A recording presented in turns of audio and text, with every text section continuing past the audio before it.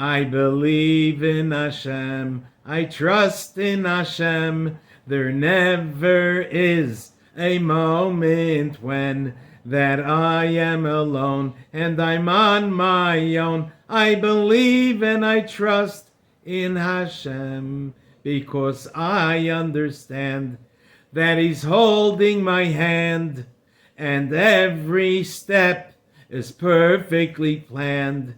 He's holding me tight, so I'll be all right. I believe and I trust in Hashem. Because we just had a Siyum HaRambam not too many days ago, so before we start our story, I would like to share a few points about learning Rambam.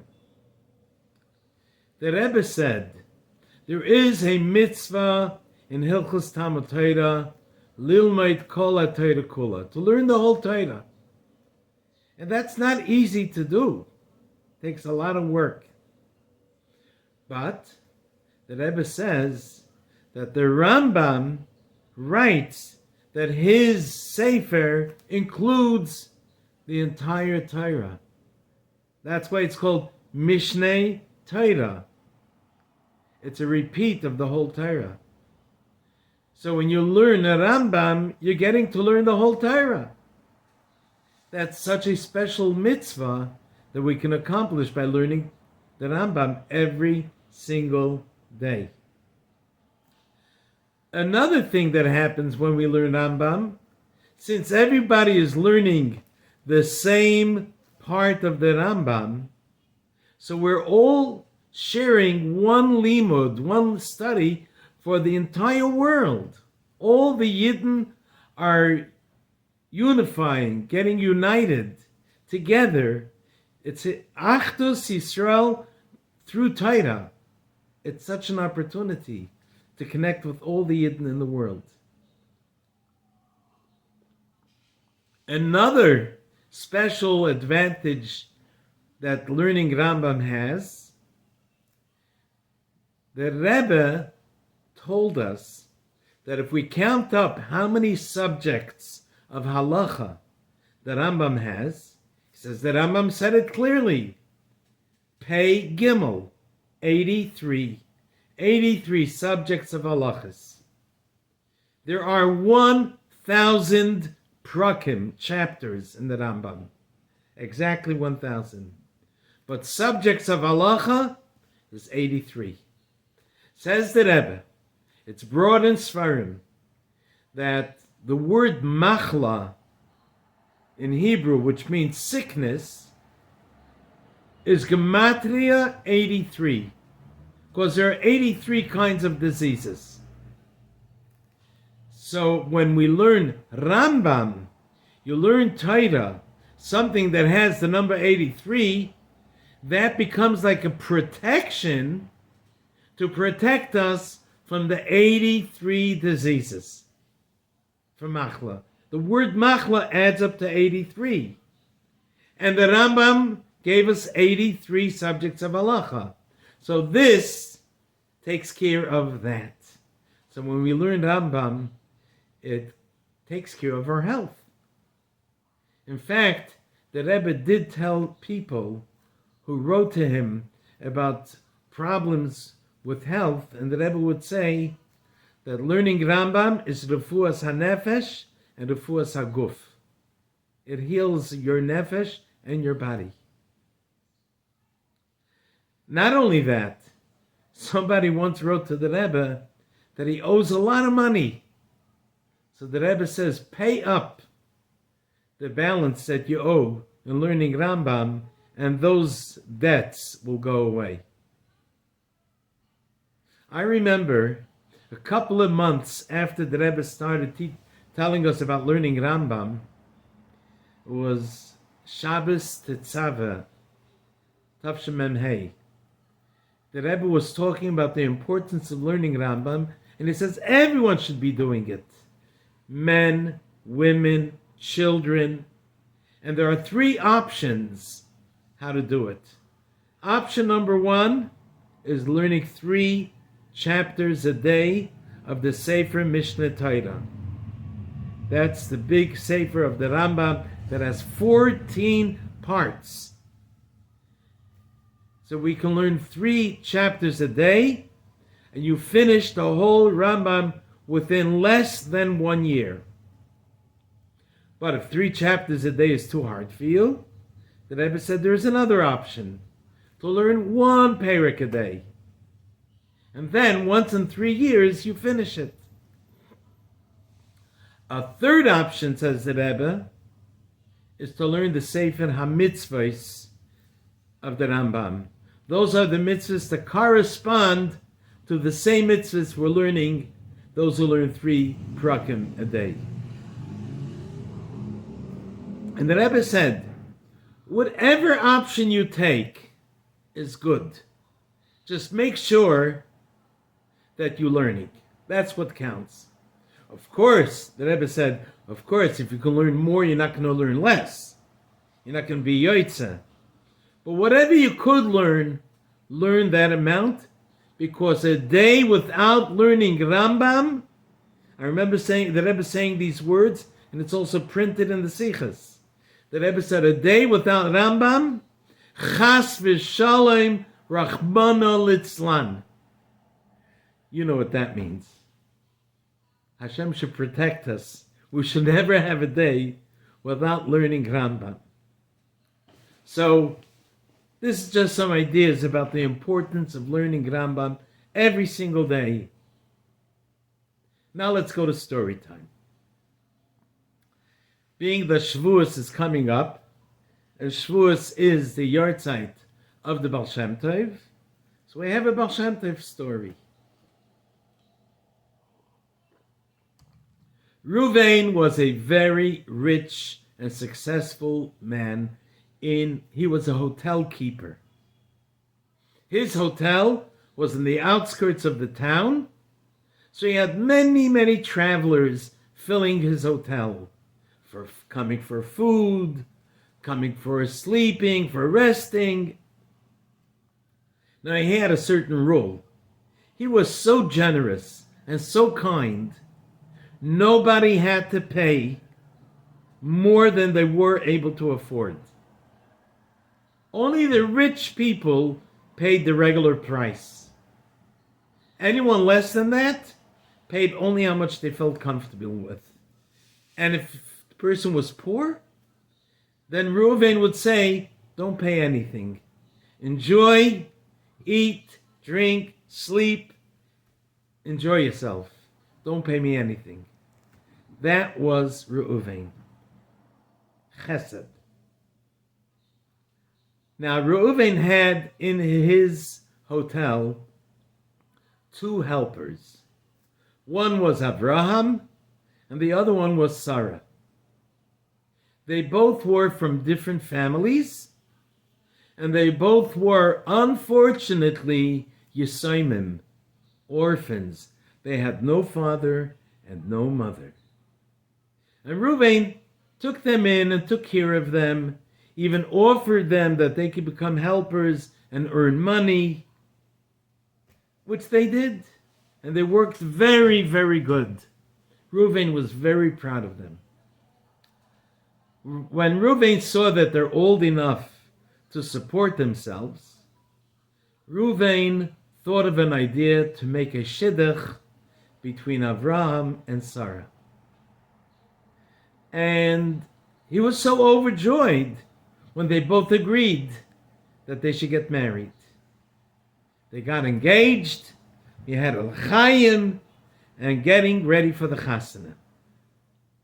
Sometime before the chasana, Reuven came to them and gave them a purse, which was filled with 600 golden coins.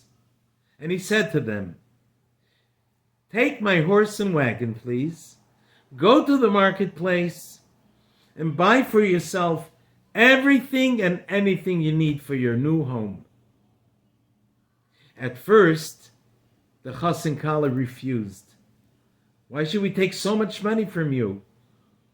But after Reuven insisted, they accepted the money and began their trip to the marketplace. Now, on the road, while they were traveling, they noticed something very surprising and shocking. What was it? They saw an old Yid sitting on the side of the road and crying. He was in chains, and right beside him was standing a mean, wicked officer who was standing by him and trying to tie him up. Avraham and Sarah were shocked. When the old Yid saw them, he cried and he said, "Please, please save my life. Don't go away." Avraham and Sarah got off the wagon and they walked over to the officer to ask him what happened. When the officer saw them, he right away screamed at them. He said, "Get back on the road. Continue your trip if you know it's good for you." But what happened? Why are you taking him away in chains? If you value your life, you should move onto the road now. Avraham and Sarah would not give up. Avraham suddenly thought of an idea. "Tell me, officer, how much money is this man worth? How about I pay you to free him? How much money do you want?"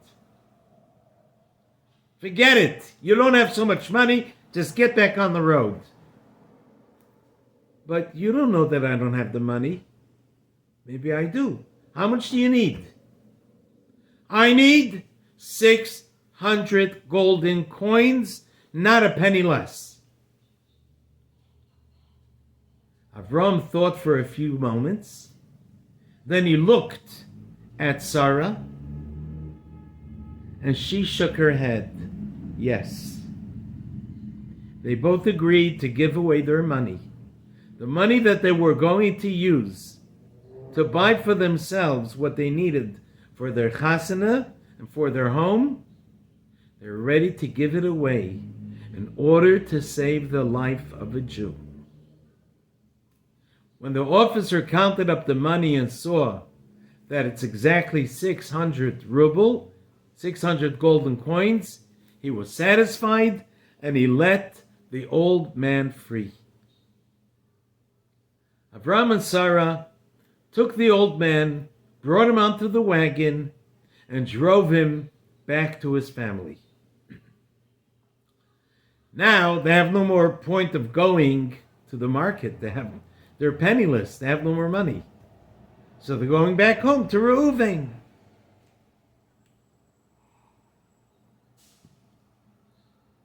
What are they going to tell the Reuven? The truth.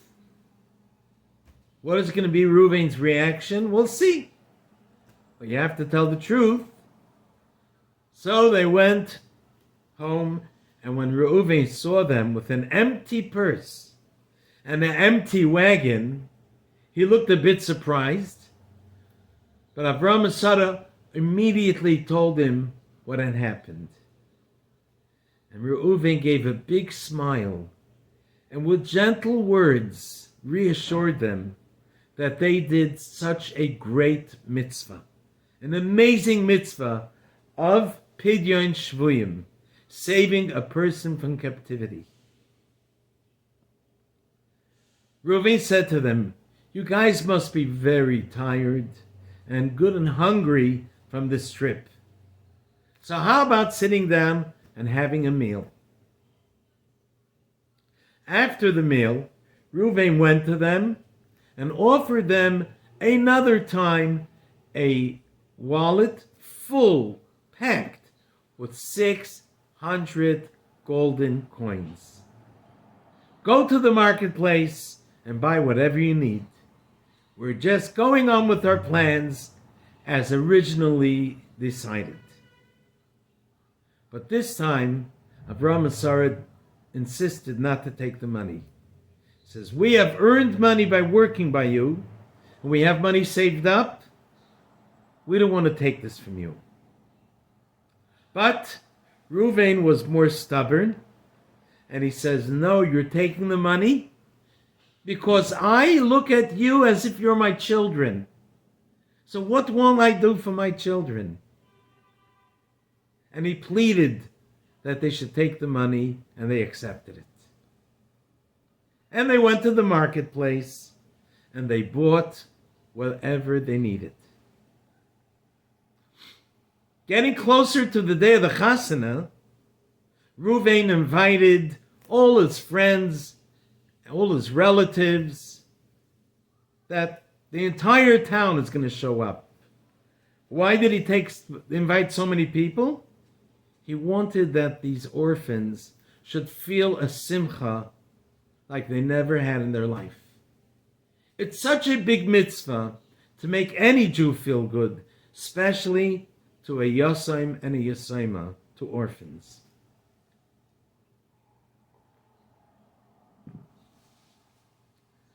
On the day of the Chasana, everyone came to fill the Chasana hall. People were piling in. Everyone is now waiting for the Chasan and Kala to come. Then suddenly, the door of the Chasana hall opens, and in walks a man who looked so holy, a beautiful shtreimel, a beautiful long silk kapata, a red beard, sparkling blue eyes, and a radiant face. And he was followed by 10 of his students. Everybody wondered, who is this tzaddik?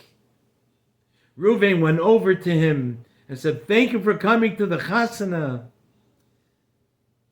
At first, the tzaddik did not want to tell anyone what his name was. But being that Reuven saw he is such a great tzaddik, he asked him, can you please say the brachas under the chuppah? It will make the Chas and Kala so happy. Then the Chas and Kala came. They all went to the chuppah, and this great tzaddik made all the brachas. When the chuppah was over, everyone back out to the Chasna hall.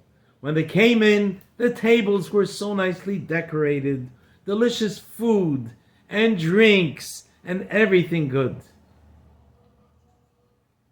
Reuven went over to the tzaddik and said, please do me a favor. Tell me who you are. It will make me so much happier.